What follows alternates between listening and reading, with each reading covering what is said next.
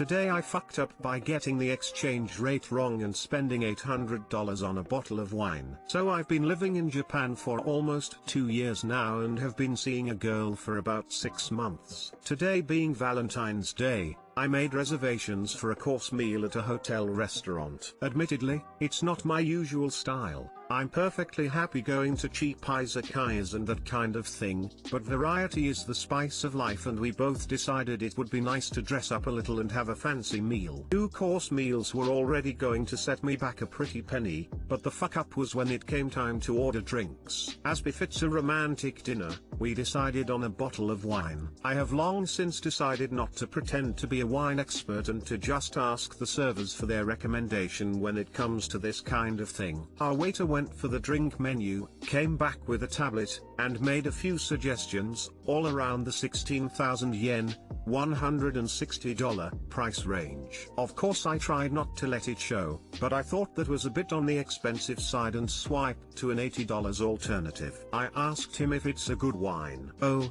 that's a very good wine, sir." Told him we'd go with that one, and he politely took the order and left. My girlfriend spent the next 10 minutes or so joking about the wine ordering process, and I thought she was making fun of me for going with a cheaper wine. Fair enough. The wine was served to us and we both agreed it was really good. She kept going with the joking, though, and it was when she said that she hoped that it was 80,000 yen and not $80,000 that it finally hit me. Somehow, even after living here for as long as I have, my brain misfired and I equated 80,000 yen with $80 when it's actually more like $800. By that point, we were well into the bottle and there was no going back. Needless to say, that was a shocker, but I did my best to take it in stride and just enjoy it. She was pretty cool about it too, laughing about it but also showing concern about the, for us, outrageous price. I'm fortunate enough to not have to worry about it, and I'm thankful for that, but my bank account definitely took a hit tonight. I had to mentally prepare myself for when the bill arrived. Anyway, as I told her, we'll just be drinking tap water for the next 10 Valentine's days. Too long didn't read, during Valentine's dinner, messed up the yen-dollar exchange rate in my head and ordered $800 wine at a restaurant instead of an $80 one. Edit, well this gained traction while I was sleeping. Here's the bottle for those asking, complete with wine dribbles on the tablecloth.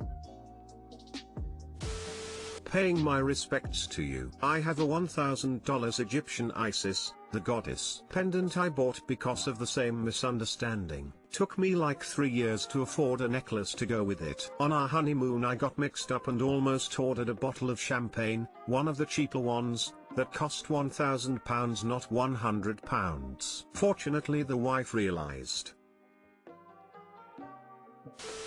At least it tasted good. And you won't be making the same mistake twice! Exclamation mark. And noticing the mistake early and being able to savor the expensive treat a bit instead of being surprised by the bill. Well, that's a story you will be telling when you're old. So totally worth it. The story will age as well as that wine did. Was in the process of buying a watch for my wife in Hong Kong when I suddenly realized the conversions wasn't USD $1,200, which was already very high, it was USD $12,000. Yikes. Glad I realized before I got to pulling my credit card out. This is the dark downside to reaching a point of financial stability, emo. Your credit card will actually let you do this. Valentine's Day memories. That is a good story. Early in my relationship with my now husband we agreed that we didn't need to go over the top for the day. Living in Vancouver, we decided on staying in with takeout sushi and a movie. Our regular sushi place had just closed so I pulled out the yellow pages, yes it was a number of years ago, and picked the first Japanese restaurant I saw nearby. Things got weird during the call when I asked if they had sushi to go. The woman asked me to hold on and I heard a hushed conversation in Japanese. She told me they could do it and I ordered around 5 rolls from memory, California roll etc. They did not tell me the price over the phone. We drive there and my partner starts going oh shit as we roll up. we had ordered from Tojo's. This chef invented the California roll apparently, and you usually would spend the money for the ambience and prestige of dining there. So here we are in our pajama pants picking up a $200 order from the fanciest sushi restaurant in Vancouver. Shrug, oh well. It was good sushi and not the most expensive mistake in the end. Maybe they thought you were an eccentric millionaire who wanted to eat at home to avoid the paparazzi. Today I fucked up by getting involved in cheetah poaching, and the cheetahs got revenge. This all happened many years ago. I know it was horrible, even back then, I knew it was bad. The good news is I never killed a cheetah myself, but a friend I had gone to secondary school with told me it was good money and the get-rich-quick appeal was there for me, so I agreed to learn how to do it. We grew up with enough to eat, but we were poor, so it was hard to pass over an opportunity to potentially make a lot of money, even though I knew it was wrong and illegal. Wasn't long before we were all caught. I'm still not exactly sure how. Their little ragtag gang of 6 would-be poachers must have been on the radar of anti-poaching groups long before I joined. After just a couple weeks of training with them, I got a knock on my door at 3 in the morning and was arrested. Fortunately I didn't get any long prison time, but there was a punishment in some parts of Africa, where cheetah poachers could be forced to eat cheetah feces as a punishment. I was sentenced to it. I begged for jail time instead but didn't get it. Worst time of my life, but I will never forget that and thankfully got my life on track. Went to school, got a degree, eventually moved to Europe to study. Too long didn't read, got involved in cheetah poaching, ended up eating cheetah poop before turning my life around.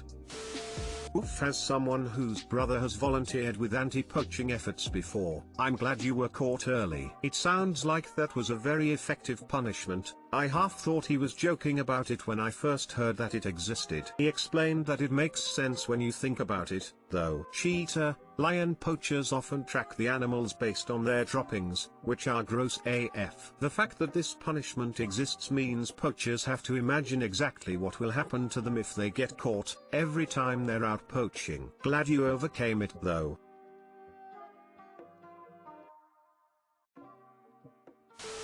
Why does this only seem to exist for big cats, cheetahs/lions? I know I've heard something about this before for lion poachers, but no elephant poop for elephant poachers, deer poop for deer poachers, etc. Doesn't answer your question, but as herbivores, I imagine elephant poop is a lot more pleasant.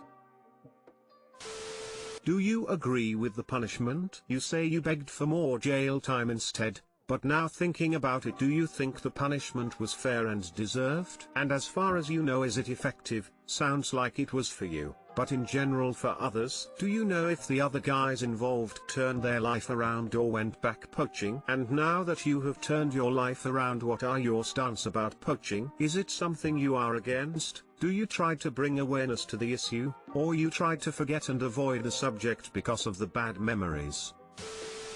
How did the cheetah poop taste? Leopard, indescribably bad. Just from smelling it beforehand when the jar was opened I knew it was basically rotten flesh I was eating, but it also had an overpowering cat smell, like a cat hoarder house. The whole thing is a blur now, but I remember afterwards having cuts on my wrists from how badly I was fighting against the cuffs to get out of that chair during the punishment. Even though that sounds horrible, you got off lucky. In some southern African countries right now there are no arrests, wardens shoot poachers on sight.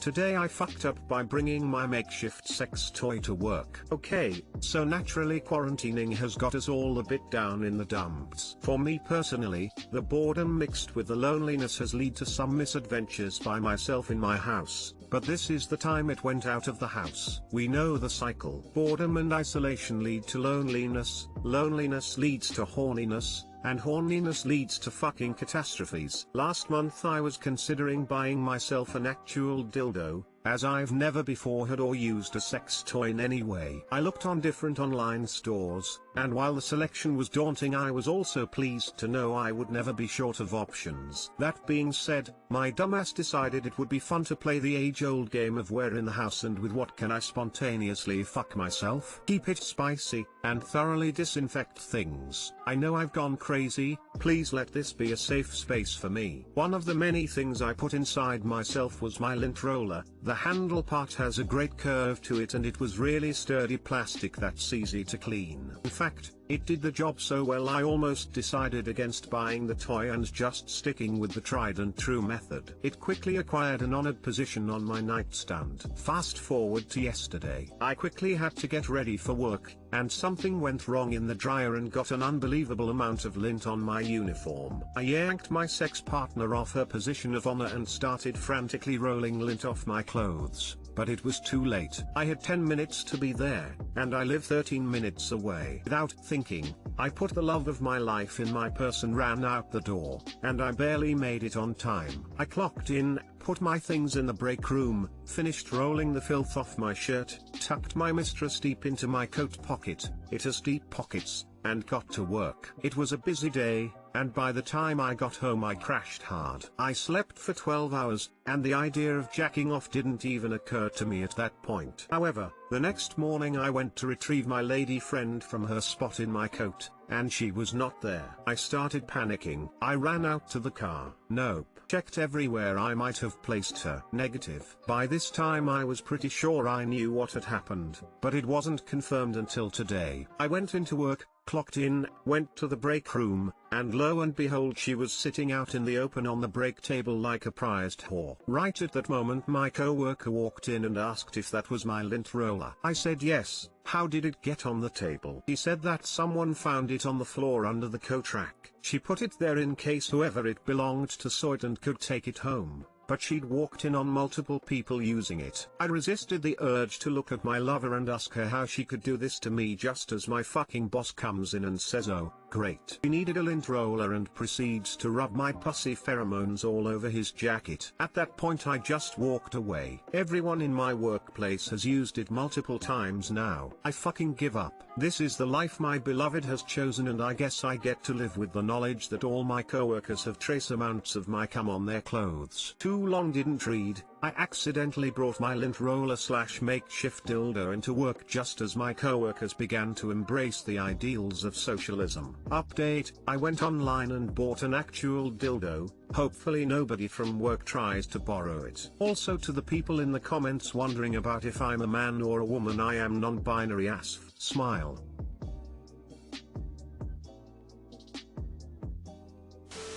I was actually thinking today how much gross shit we touch during the day that we don't realize. I was a little grossed out but thought, whatever. What I don't know can't hurt me. I really wish I could unread this. Have a child. You will lose fear of dirty things within 2 days of birth. I'm so sorry. You deserve better. Make sure you get a vibrator with a rotating head that can fit a lint roll. Just added that to the agenda. Lol, this is your sign to buy a dildo and bring it to work. Clint Roller, Texas Ranger.